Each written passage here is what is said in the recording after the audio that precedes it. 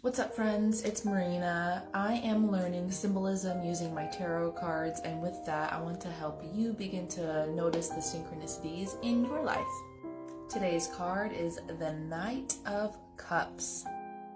So first up, we're going to review the cups. Cups represent the emotional level of consciousness. Again, water is associated with cups as water goes into cups. Water symbolizes fluid, agile, inflow, powerful, formative. Cups are symbolic of fluidity, feelings, emotions, intuition, relationships, healing, cleansing. Cups have feminine energy. They are receptive, adaptable, purifying, and flowing. The Knight represents action-oriented, focused on keeping the journey going.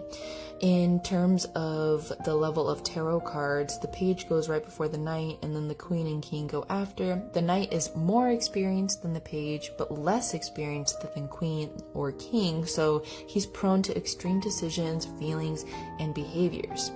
The Knight's key words are change, movement, action. Knights are never still. They're always on the move. They're always looking for the next big opportunity. Because Knights are always about action, you have to be aware of extremes when it comes to Knights. You have to look inwards and decide whether the actions are helpful or are they harmful. So the next thing we're going to talk about is the imagery on the card. So the Knight is on a white horse. Horses represent power, energy, and drive, and the color white represents purity, spirituality, and light. The Knight is holding a cup as if he has a message from his heart, which is, the cup are his feelings. On his cloak are fish, further symbolism of water, consciousness, and creativity. On his helmet and boots, they're winged, which is a symbol of active and creative imagination and an appreciation for beautiful things. You can notice that the Knight, he is not charging forward, but he moves slowly and gracefully, giving a sense of calm and peace, compared to the Knight of Wands or Swords in the tarot, who are charging forward.